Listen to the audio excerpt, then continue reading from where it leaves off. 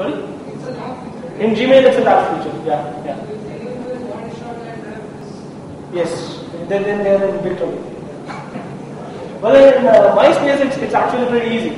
What MySpace does is, if you log into MySpace and if you have Google Play installed, it will throw up a pop-up asking you that, hey, you've got this tool, you've got this plugin installed, do you want to enable this feature, so that you can get all these functionalities?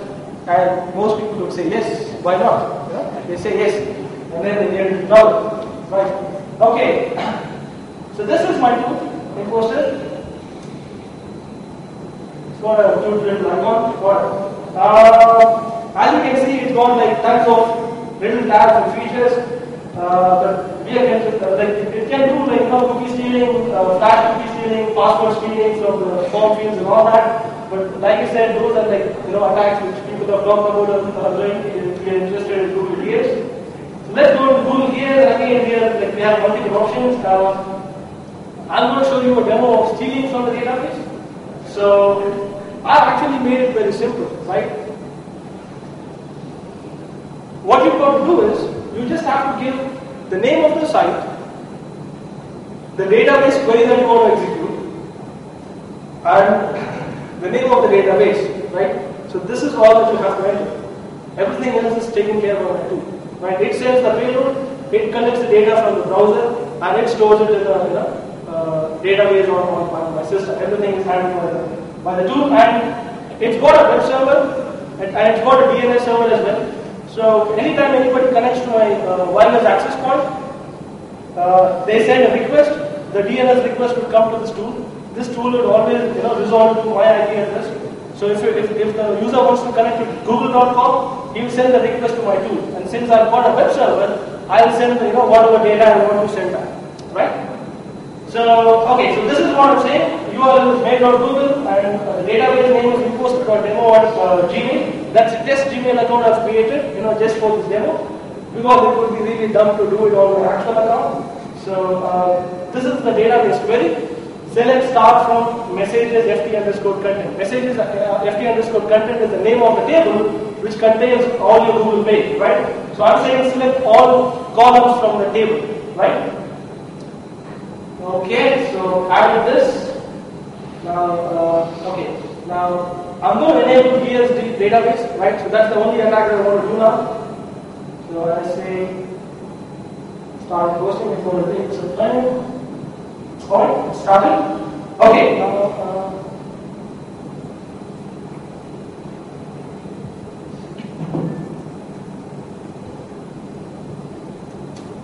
alright, now let's imagine this is the victim's browser, right?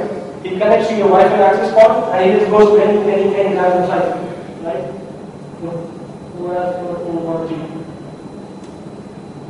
So when he does that, he gets a default welcome page saying that it's a free Wi-Fi, you have one, you will get access to internet pretty soon, right? So I show him a default page like this, but if you actually look at the source, so here, what I've done is, I've injected a library which says imposter underscore get payload or gears, and it's sourced to main.google.com. And if you look at the source of that, it contains all the JavaScript which is required. Okay, we come down here. Alright, this is where I'm opening the database. So whatever I put in my tool, it's actually here in the JavaScript. So this is going to collect all this data and send back to me. So if you look at my tool, what it does is, every time I start my tool, okay, this is the home directory of my tool. Every time I start my tool, it creates a folder, right, in the name of that specific type. So I started it on 5/34 on 5th December. So let me see, 5th December.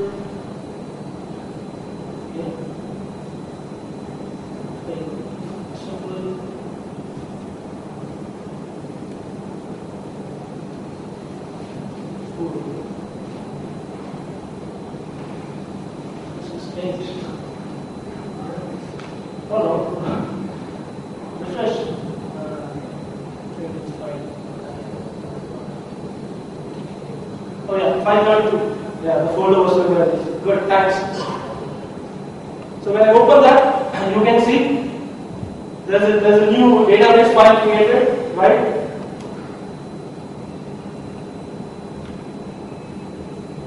So it's a SQLite database,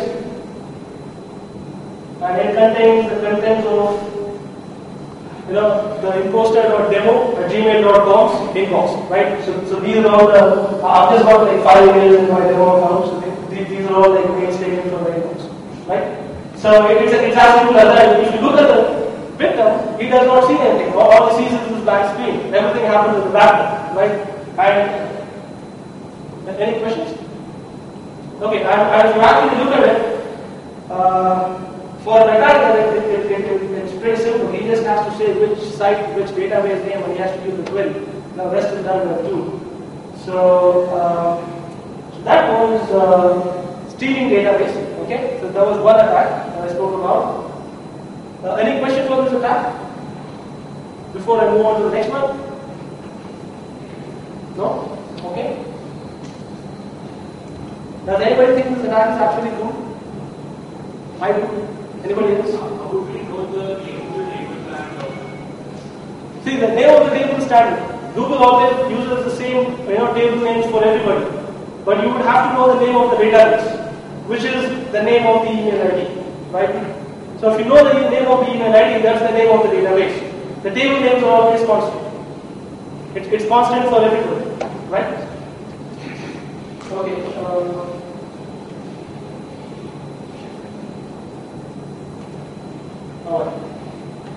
Alright, so that was stealing data from database. Now let's look at the other attack, which is setting backdoors of database. Okay? Now, using Google Gears, you can store data on the client side, right? This data is read from the client side and it is sometimes shown to the user, right? Now, when you take this, now it's something which all developers know, all security people talk about, that whenever you take data from somewhere and you render it on the page, you're actually supposed to URL encode it. If you don't do that, you're going to end up with cross-site scripting on your site, right? So that's what MySpace actually did, or rather didn't do. What they did was, MySpace uses Google Gears to store all the private messages, right? So all this data is stored on the client side. Now, when you, they've got a search functionality for private messages. So when you go and search for a mail, the search actually happens based on the data in the local database. It does not search for messages on the server side. So when it searches for these messages and it tells you which messages are actually matching, it takes the title of the message and the name of the sender from the client side and it shows it in the browser without any kind of encoding. So this results in, so if I try to, say for example, when you connect to my Wi-Fi access point, right, I insert a new message in your MySpace account, with the name as script alert document or cookie, right? So next time you go and search your mail, and if my mail comes up in the search result, that is going to get executed. Script alert document or cookie is going to get executed, and for that matter, it can be any JavaScript I want. So this is like a permanent backup in the sense like it's actually there on the client side. You can't do anything to remove it. So this is how it looks. This is the offline database of MySpace. These are the different fields, and this is the field I'm talking about, the name of the author, right? So I can inject script in the name of the author and in the subject of the message, right? When I inject script in those two places, and this is the main search feature in MySpace. So whenever I search for a mail here, all the matching mails will show up, the name of the sender, the subject of the mail, both of them show up. And both of these details are fetched from the Google Gears database, right? So if I have to script alert document or cookie in place of the name, then that is going to get executed. Now, in this case, it is not very clear. You can actually see script alert document or cookie in an unencoded format. So this is the alert document or cookie actually getting executed. So this was something that was reported to MySpace, and they actually claim that the problem is not in MySpace, but it's in Google Gears, which is not a very smart way of closure things. It's a problem with MySpace. They should have controlled this data. But anyway, so that vulnerability is still open. They refuse to fix it. So, too bad for that. Alright, let's go on to the next one. So, are there any questions on the background part? Engage? Nobody? Nobody? Okay. Anybody who has a MySpace account? No? Yes? Don't know? Where we can perform this action on a local computer or network computer? From where? From where you can do this attack? No. From where? From network computer or local that computer? So which action are you talking about? The attack? Yeah. Okay, see, the attack is like this. I've got my laptop. It's got I connect the access point to my laptop, right? Anybody who connects to this access point and who goes to any site on the browser is going to be, is going to become a victim, right? So that's how it goes. Yes. Or if I'm on the LAN and if I got access to the DNS server, then if I route all DNS traffic to me, then that's how it happens. Okay, so we'll go on to local server. I'll assume there are no questions on database. Okay, again, this picture was supposed to be here. I don't know why it went there. But anyway, I think you kind of get the point. It's like when I've stored a page, okay, let's say for example I'm requesting for a page here, and the server, it says /common.js should be stored in the local server. So this page gets stored in the local server. And once it is stored in the local server, after that, whenever I send a request to common.js, the request does not go to the web server at all. Right? It goes to Google VS, local server. Google VS, local server will render the page. Right? So it's like I've put a page which belongs to google.com on your local system. Alright, now these are some specific details on local server. There are two types of local server. One is resource store, managed resource store. It's actually a little technical. I don't really know if I would have to go into all of this. So I think I'll probably just skip most of it. You guys get the idea of what a resource store is. So that's good for the most part. Okay, I'll not talk about setting backdoors on backdoors using the local server. So what I do is okay, when a person is going to any site, for example, I'll load an iframe for mail.google.com, right? And I store a file called as /backdoor.html or /backdoor.js or whatever file that I want. So after that, okay, this I do when this guy is connected to my access point, right? So after this guy disconnects, he goes to his home, he goes anywhere and he's browsing internet, and anytime he clicks on a link which says mail.google.com /backdoor.html, right? The file that I put on the system is going to get executed, and it's going to execute in the context of mail.google.com, right? It's almost as good as putting a file on the web server of mail.google.com, right? It's kind of technically equivalent to doing that. And if I do it, okay, let's say for example, when you go to Gmail, right? By default, it will load a lot of files every time. Say for example, it will load a JavaScript file to check what kind of browser you're running, correct? If I poison this file, every time you go into gmail.com, you will try to download that file from mail.google.com, but what you will actually end up downloading is my poisoned version of that file, right?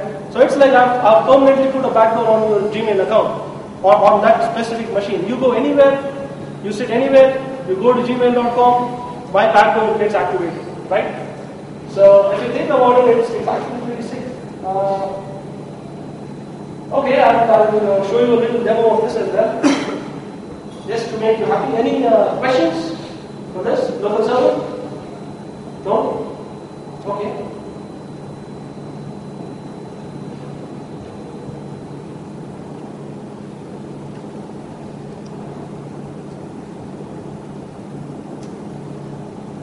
Alright. So this time, I want to set a background. Go to Google VS, backdoor resource store, And okay, let's see.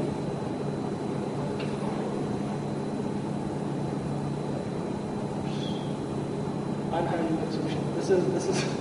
This is why I'm not releasing the tool yet, right? There are some unhandled exceptions. I'll start it again, not to worry. It's not the end of the world.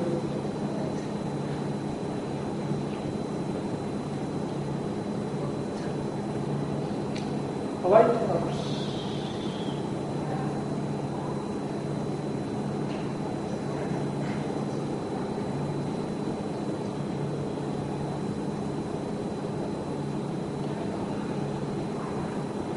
Okay, so what I'm saying is the domain name is mail.google.com.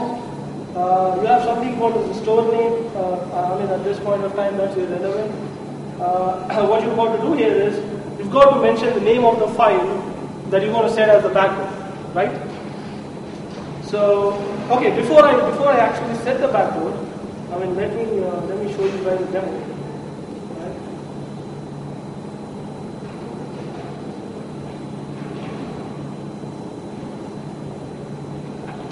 Okay, I go to mail.google.com / let's say I want to name my backdoor as ClubHack.html, right? So there's actually no backdoor. What gets loaded, is the default page which Imposter gives, right? So my backdoor is not there. So there is no file on my local server in the name of ClubHack.html, right? So now I'm actually going to set a backdoor in that very name.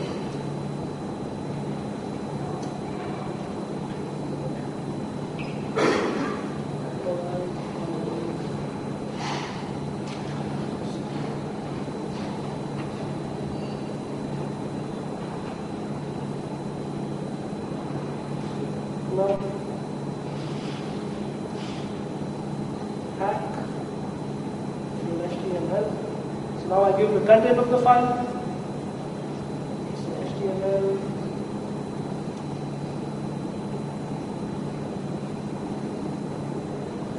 Script.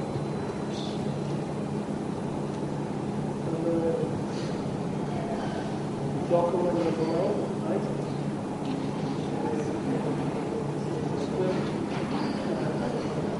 Alright, so this is going to be the backdoor that I'm going to set on mail.google.com, and the name of the file is going to be clubhack.html. I just showed you that there is no file by the name, right? Okay, let's add this.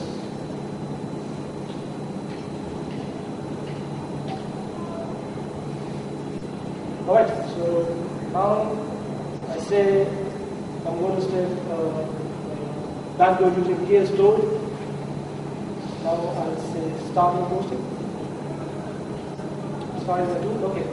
So now this guy, the victim connects to my access point. He goes to any site he wants to, right? He gets this message, right? That's all that he sees. Now I'm stopping my tool, right?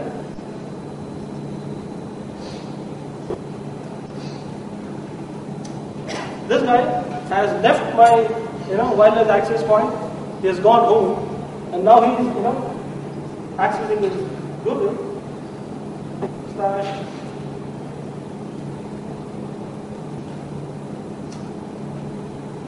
this is my backdoor. You just saw that there was no file by that name clubhack.html, but now there is this file called clubhack.html which is alerting the document.domain mail.google.com. It's running in the security context of mail.google.com, right? So that's a backdoor for you. On any site that's using local server, and the sites that are using local server are, sites that are using Google Gears are, like I said, Gmail, Google Docs, MySpace, the administrative section of WordPress, right? So all of these are using Google Gears, and anyone can set a backdoor on any of these sites. Just that easily. You just connect to an access point and boom, done. All right. Any questions? No.